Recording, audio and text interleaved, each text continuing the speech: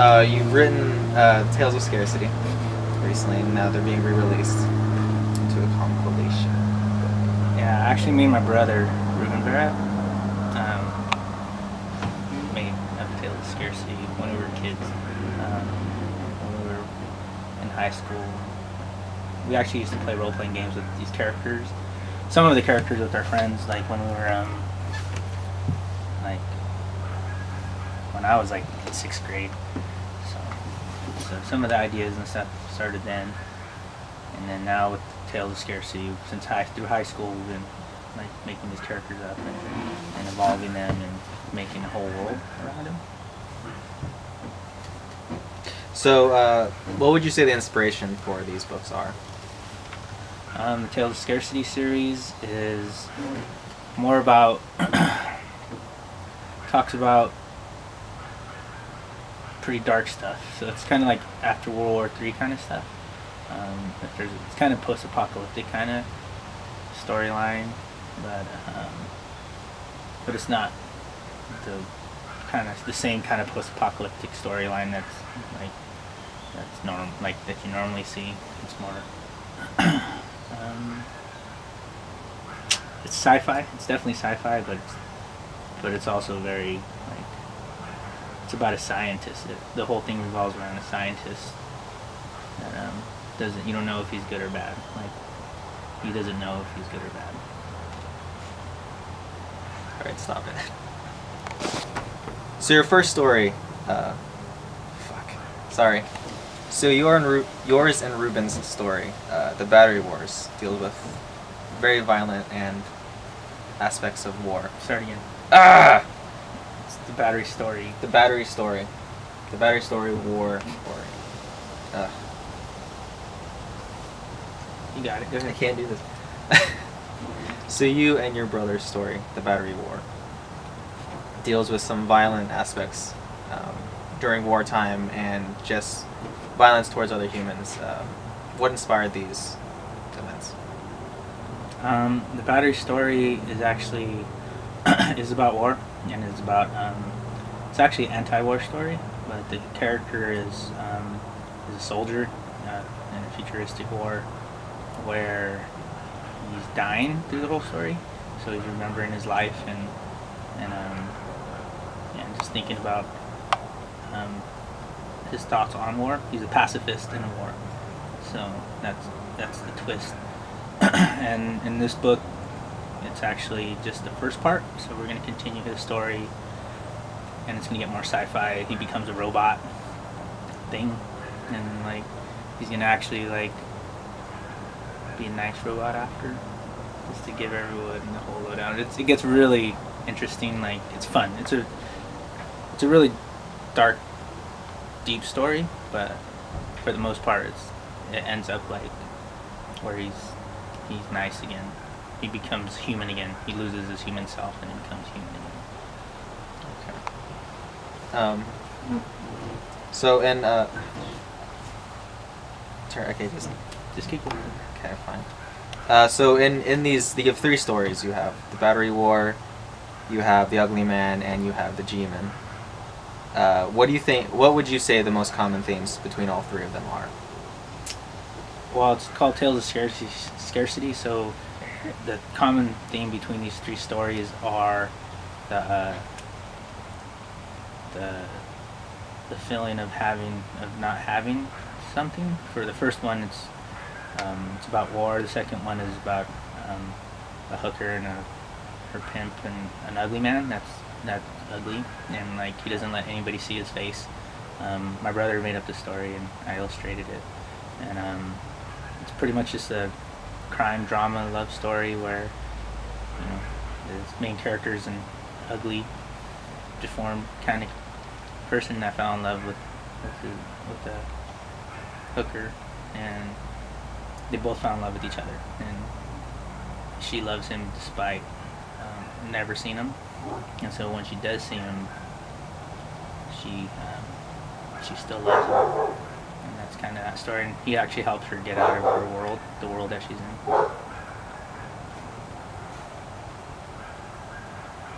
Your story, G-Man, deals with the ambiguity of crime and justice. Where did I get my thoughts? Hold on. Pause it. Just pause. So where do you believe the future of Tales of Scarcity will be going for each story? Well, the book itself, Tales of Scarcity, is an ongoing story. It does have an ending, so there is going to be like maybe 5 volumes. The next book is gonna. Well, should we just keep the dog in there? Does it matter? I don't know. Here, let me see. Let me hear it. The dog's cute. Is it cute? As a writer, as a I'm sorry, start at the end because I want to include your brother. I was going to include. So Okay, hold on. It's actually. okay. So in the Battery story, written by you and your brother, as the writers, what do you wish to accomplish from this? To show, to explore war and the effects it has on soldiers, and pretty much just have a conversation about one soldier that is a pacifist and that doesn't believe in war, and he's yet put into this, to question. He's put into that position where he has to fight and eventually deal with his feelings on if he can still be a pacifist in the middle of a war.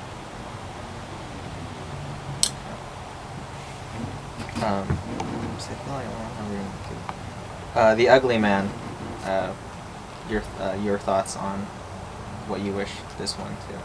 See, I don't know if that's a very good segue. That's fine. All right. Are we So. still recording? Yeah. So the Ugly Man. What do you wish to accomplish with this story? The Ugly Man, I would like to. I think me and my brother he wrote it, and I really like the story. Just because it, a lot of us feel ugly. A lot of us feel like we're not good enough, and I think that character represents that, like not feeling confident and not feeling ugly, but yet just needing love, and I think just the superficiality of what some people think falling in love is. Just talking about that, your own insecurities. I think everybody feels ugly at one point in their life. They don't feel like they deserve love. And the G-Man deals with much ambiguity between the moralities of justice and law itself. What are your thoughts on that? Well, I think we created the G-Man. It was an interesting story. It was pretty much from a cop's perspective, about a cop that is that gets shot up and betrayed by his own fellow police officers, and he holds on to this ideal of justice, and I think sometimes the world is like that, like where sometimes the most people call it naive or wanting things to be perfect, seeing the world in a straight black and white way, where sometimes the criminals are the heroes and the heroes are the criminals in the real world. And I think with this story, having this cop having his ideals challenged, just about justice and about a police officer's idea of justice, and then seeing it from the other perspective, being on the other side, being actually a fugitive, I think is the point of that story. Okay. I don't have any questions. Really, I don't know what else to talk about. I hear you're doing a solo project. What are you doing to that face? Just ask about the book and what's happening next about X and Stone Productions. Is Poe King X-Men Stone Productions? It's gonna be. I'm gonna put it out through Etch and Stone Productions, but I'm gonna keep it separate. Okay. Because me and my brother are doing Tales of Scarcity together. Mhm. But if we ever split, like all the characters that are involved in Tales of Scarcity are gonna be both of ours, 50-50. No questions, just like straight up. And then, but the Poe King is just gonna be mine. Like, so we decided to work together like a long time ago, but it was always, we both have our own projects that we want to do. And so it's like we're working together on this project, but when we work on other projects, we have the ability to work with other people or by ourselves. Or, it's not like, so there's no money issues later. No like who owns what issues. We're recording this? Yes. So here's the book, Tales of Scarcity, re-released in this compilation. So what's the future of Etch and Stone Productions? What else do you have in mind for us? We have a book called The Poet King. I'm putting out. It's a 160-page graphic novel that I've been working on for a really, really long time, and finally finishing it. It's a love story throughout time, and I'll show you a picture right now. And then that was the cover of the first book, and then here is the first page. And so basically it's a Mesoamerican love story that's set throughout time of these two lovers that can never be together, and it's a future world, a dream world, and a fairy tale world where they're kids in an orphanage, and this story more talks about just dreams. It's really focused on dreams and pretty much alternate realities and like pretty much time and space. Like explores like while we're in this time, like could there be other times that are going at the same moments? Kind of like deja vu, like what came first? Like you get dreams that happen later in your future, but how did you get those dreams before it even happened? And it explores that, like I've had that happen to me. Like I've had dreams that I met people in my dream and had moments, and then didn't. In the dream, I knew who they were, and then later on, when I woke up, I was like, "Who was that?" And why did I feel like I knew? Like I was hanging out, like we were buddies forever. And then years later, you're in that same room with those same people, and you've known them for that long, and you're like, "Oh, this was that dream, and these are those people, and now it all makes sense." And I've had that happen a few times, and so I question that. I question like, how is that possible for you to be able to experience the future in dreams? And that's kind of what this is. That's how it started, and it's just kind of a Romeo and Juliet kind of story in the future world where it's kind of actiony and city, like the favelas kind of stuff, and then in the dream world, in the Mesoamerican world, they're actually prince and a princess, and like has like more fantasy, like people have powers, and like there's more metaphors, I think, and it's like it's really pretty.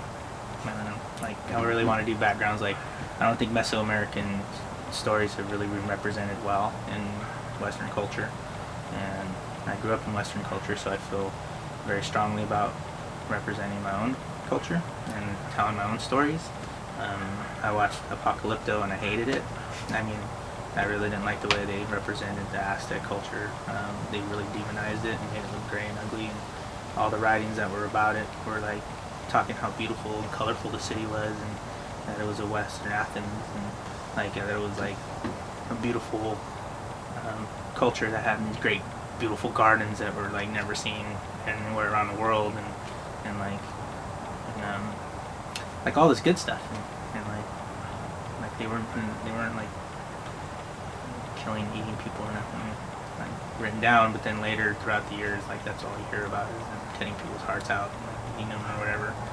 And I think that movie keeps portraying it like that, and for me it's sad because growing up, you don't get any of that going to school in America and in the U.S. and it's like all you hear about is them is eating people's hearts out, and I really feel it's just propaganda.